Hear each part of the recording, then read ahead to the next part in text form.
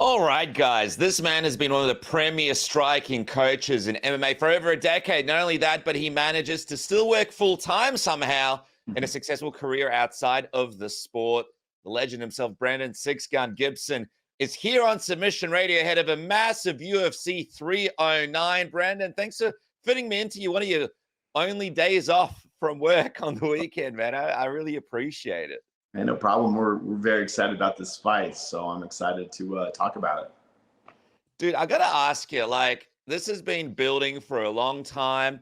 How does it feel to you that we're almost here? Like, this is almost upon us. You're able to walk out there and show some of the secret sauce you and John have been working on all this time.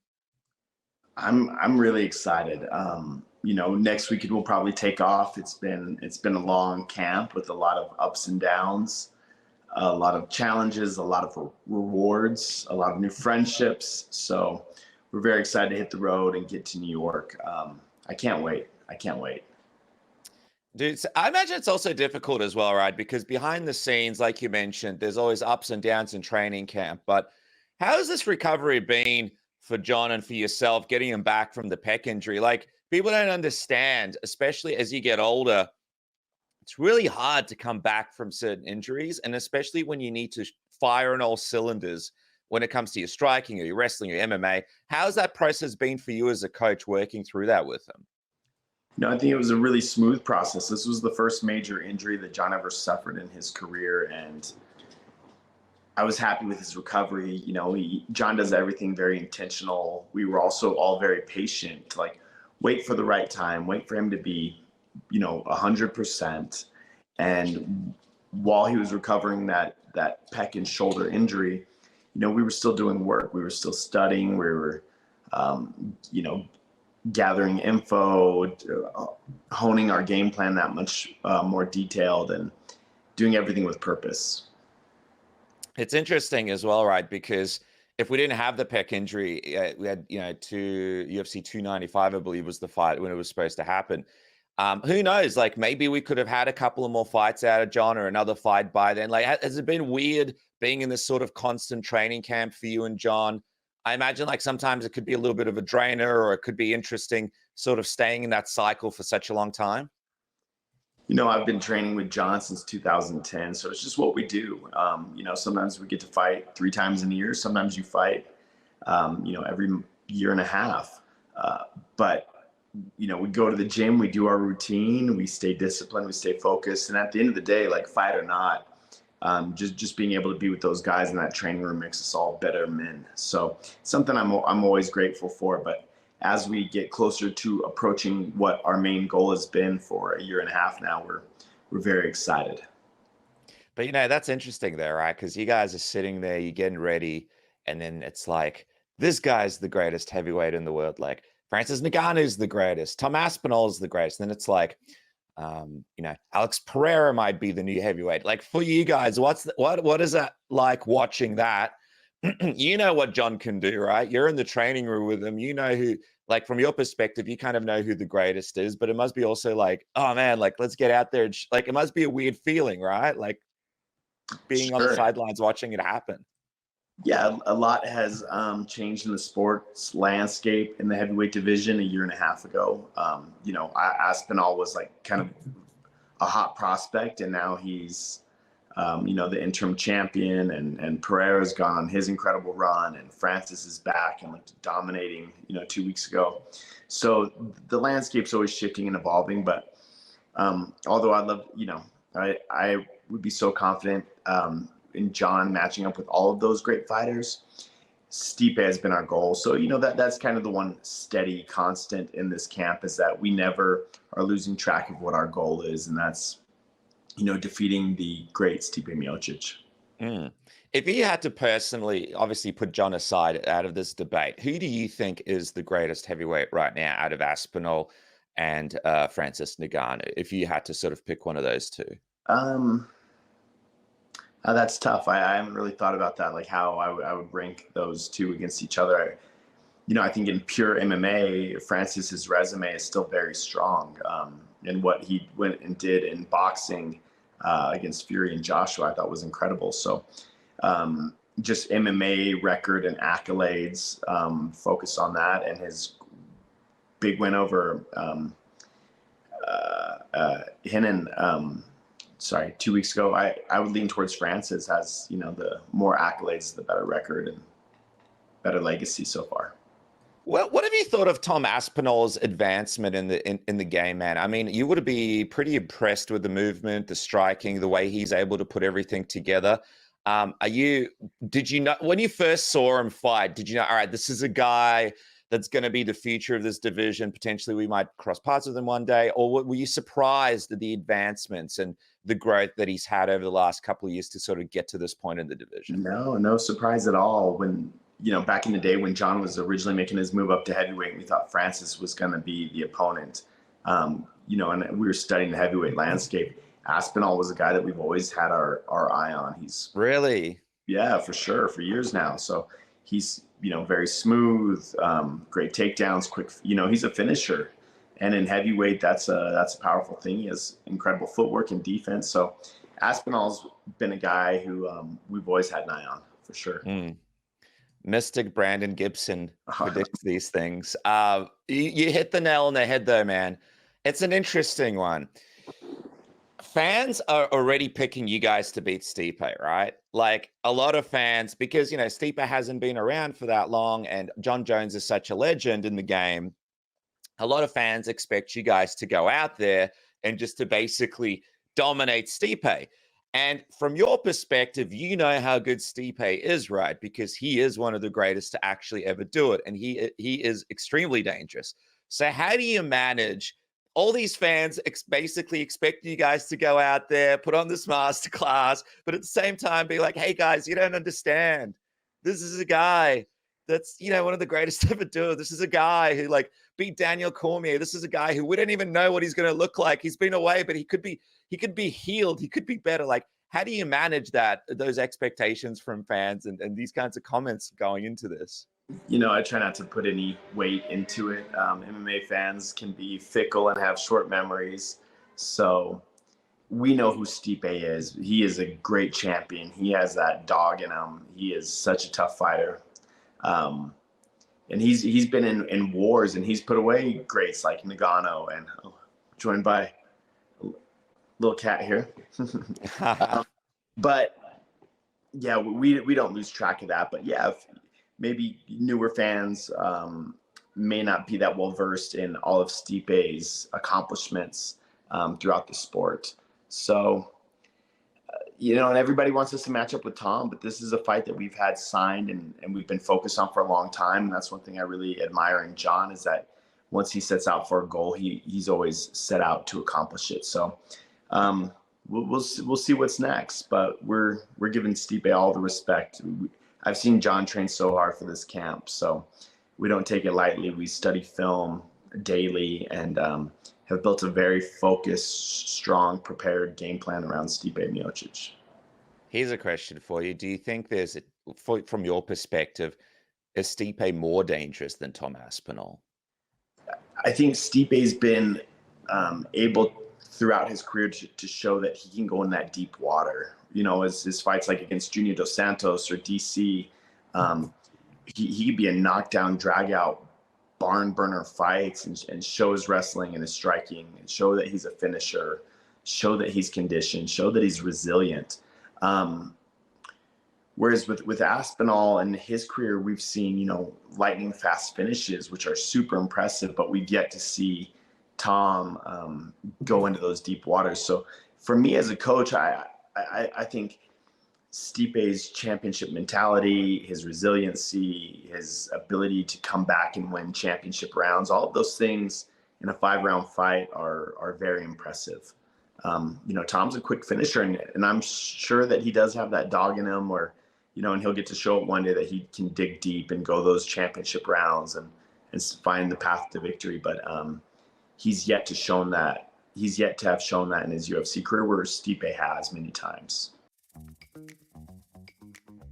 Quick break to thank MANSCAPED and NORDVPN and SAILY for bringing you these programs here today. I want to talk about MANSCAPED first. What? Boom! The Chairman Pro Electric Foil Shaver is here. It is the game-changing tool that brings the luxury of a professional shave right into your home. Whether you're after that daily silky smooth finish or prefer to maintain a rugged 5 o'clock shadow, the Chairman Pro Electric Foil Shaver is your go-to for precision and style every time. Head over to manscaped.com and join over 11 million men worldwide who trust Manscaped by using the code word submission for 20% off and free shipping now. And what makes the Chairman Pro so special? Well, what about the Skin Safe blade heads? Skin Safe 4-blade foil for that close, smooth shave when you're looking to go completely clean. And clean shave isn't your style, that's okay. Just switch to the Skin Safe stubble trimmer to keep your stubble looking sharp and polished. Both heads are designed with the Skin Safe technology to help reduce razor burn and irritation so your skin feels smooth and comfortable after every single shave. Go to Manscaped right now and use the code word submission. You can use it across the whole website. The Chairman Pro, you can get the Lawnmower 5.0, what about the Beard Hedger, all sorts of great products, 20% off, and you're helping the program, and you get free shipping. That's at Manscaped right now. I also want to welcome SAILY to Submission Radio. What is SAILY? This thing is an absolute game changer. It is a new eSIM service app brought to you by Nord Security, where you can choose several affordable eSIM plans over 160 countries and 8 regions. With SAILY eSIM, you'll always have a connection when needed. If you've ever been lost abroad or badly needed an internet connection with no Wi-Fi spot in sight, you'll understand what a difference a local SIM card can make. An eSIM provides the internet connection wherever you travel and saves you money on roaming fees. All you got to do is have a look at this. You just download the app. Here I am here. I want to travel to Thailand, so I choose that, and boom, it's that simple. All you guys got to do is download the app, go through the prompts, and you guys are sorted. Global and regional plans. You save time. You don't have to wait in line at airports to get a local SIM card. You stay connected. No more wandering around looking for public Wi-Fi. All SAILY eSIM plans are compatible for iOS and Android devices. So what are you waiting for? Download the SAILY app now. Use the code submission, or click the link in the description, saily.com/submission, to get an exclusive 15% off and travel in style with SAILY this festive season. And by the way, guys, while you're traveling in style, why not jump on NORDVPN as well? There's exclusive deals right now for Black Friday for all Submission Radio listeners, where you get massive savings plus 4 months extra. That's 4 months extra, and you get that 30-day money-back guarantee. So why not try it today and see the NORDVPN difference? And don't forget, you can use one NORDVPN account across 10 devices with one single VPN subscription. So don't forget, you can get cheaper prices on things like pay-per-views, airlines, product, all sorts of things, online subscriptions. NORDVPN has you covered. Jump on today and go to NORDVPN/submission, or click the link in the description below. Get that big saving 4-month extra for free thanks to the Black Friday exclusive deal, and jump on now before it's gone. That's NordVPN.com. And now back to the program. What I'm feeling from Stipe, and I don't know, correct me if I'm wrong, or maybe you're not feeling the same thing, but I'm feeling Stipe like he's sitting in the lab right now. Everyone's going like, yeah, John Jones is going to beat you, blah, blah, blah. Like, he's not getting the respect that he deserves from some of the fans. And he's sitting there and he's like, man, I am like, he's training like an animal. He's like, I'm going to be the best version of myself. I'm going to prove these fans wrong. I feel like he might almost have that extra fire under him to go out there. This could potentially be, Stipe's last fight as well. So he might, he's like, I'm just going to put everything into this. I'm just getting this feeling from Stipe, like he's staying quiet, but he's like, we might potentially see one of the best Stipes we've seen in a long time coming back at 309. Do you feel that the same kind of energy? Yeah, that's what we're preparing for. Stipe's had a long layoff, and sometimes that could be detrimental to fighters, but oftentimes it could be very beneficial to fighters. And I think Stipe is a fighter that can benefit greatly from that time off. So, from what I've seen just on social media and his interviews and Countdown, he looks very strong, very in shape. And Stipe also has a style that I think ages well. Like being a heavyweight power puncher, he's not this explosive dynamic kicker. He's not this fast-paced jiu-jitsu fighter. He's tough. He puts guys up against the fence. He throws hard punches. And I think that's a style that ages well in the heavyweight class. In some ways you look at fighters that have had great storied careers well into their 40s, like Fedor.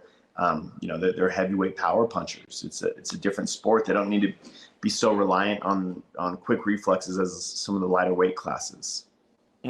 What do you think Stipe's game plan, if you had to sort of predict it, what do you think his game plan is to try and beat you guys?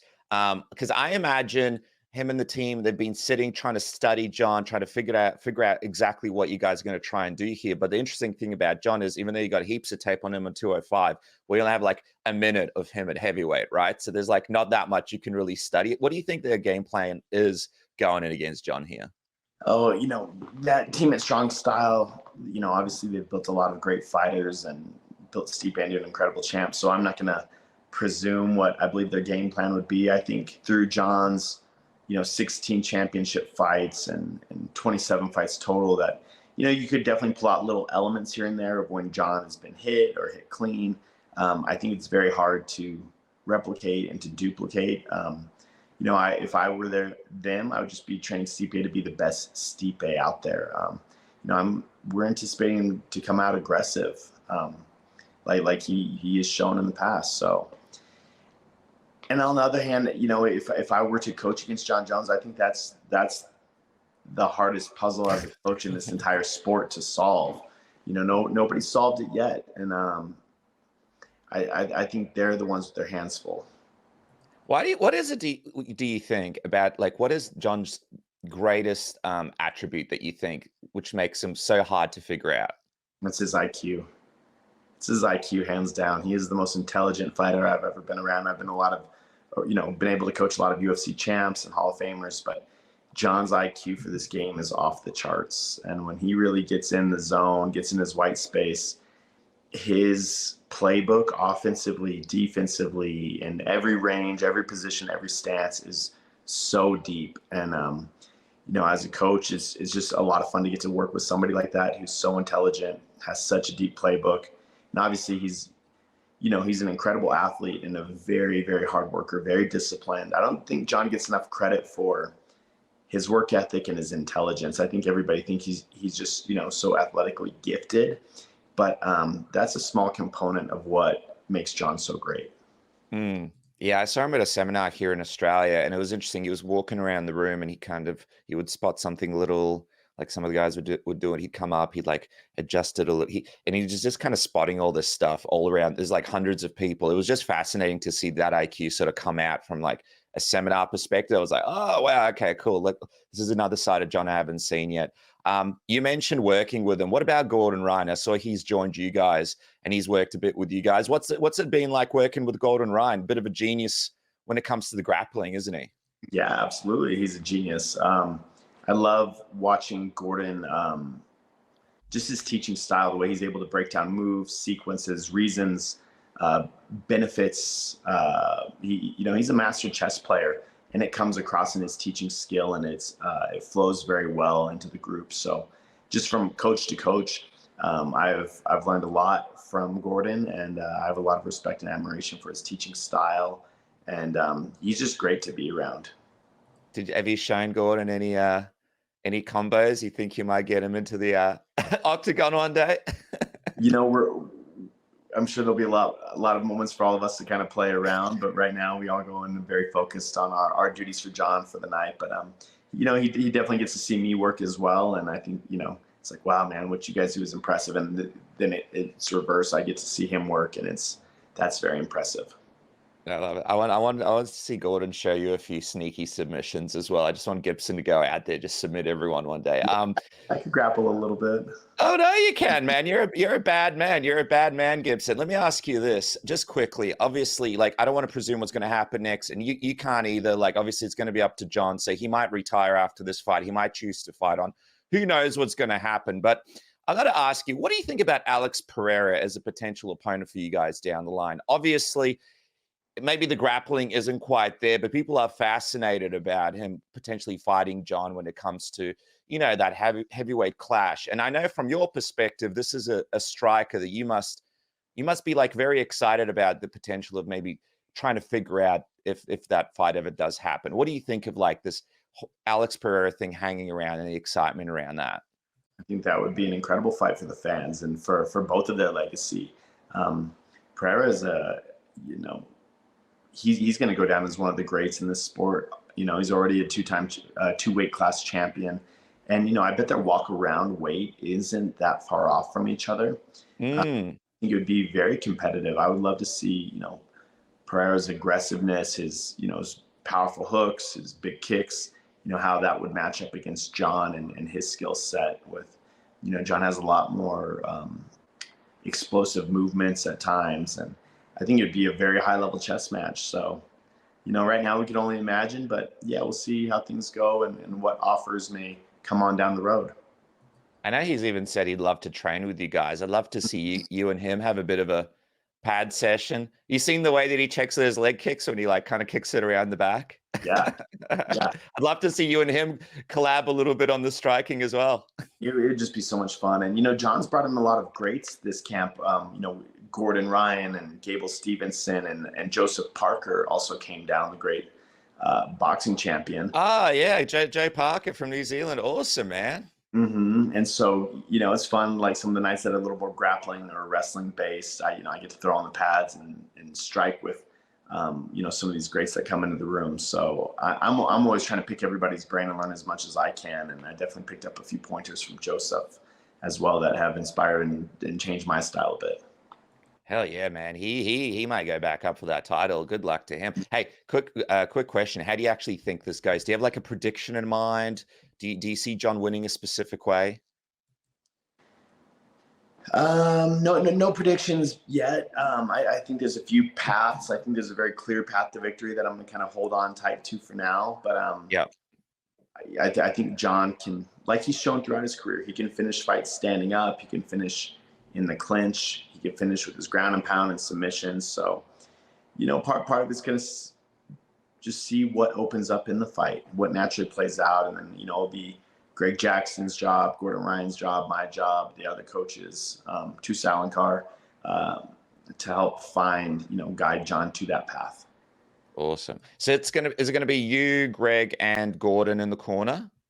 I think we got a little more time to kind of decide, but we have a great team of coaches, Aaron Soriano and Alex Existo. We have a very tight knit group of coaches, and I think we're all just kind of ready for our role and what John needs from us on fight night. Awesome, man. All right, this is the last one from me. I mean, you've walked out with John so many times, right? You mentioned it. You guys have accomplished so many crazy things in the sport. What will this walkout mean for you when you walk out of Madison Square Garden UFC 309, knowing all the stuff that you guys had to overcome, all the sort of BS that you had to combat, the health stuff that John had to overcome with the pec, and the negativity from some of the fans? And what will this walk mean to you compared to the others? I think part of it is just it's the location too, right? It's like it's New York, it's not home. I have a picture of John and I standing out in front of Madison Square Garden in 2010 before MMA was legal, with John Point saying, "Hey, we're gonna fight here one day." And it's just been a long road there. And if the injury aside and what this camp took aside, it's like, to me, this is an accumulation of the 14, 15 years that we've spent together. And this has been a very special camp for us. I've gone into every workout. I had some good advice from a friend about a year and a half ago that was like, hey, if this is John's last camp, you need to approach every single training session as such. And, I've just been making the most out of it. I get to bring my two young sons to a lot of the practices who are like, family with John and the guys, and just everybody being in this room, the way we've all kind of grown together as men, like spiritually, physically, mentally. It's been really important to me. And I'm gonna thoroughly enjoy this walkout. I'm gonna embrace the moment and make sure I give thanks to God and everybody that's helped us get here. Well, I'll tell you what, man. Congratulations to you, coach. You've done an incredible job. Guys, make sure to follow Brandon at 6Gun Gibson on social media. And of course, UFC 309 at Madison Square Garden. It's been a long time in the making. Congratulations on the moment almost being here. And thank you for joining me on Submission Radio. Thank you.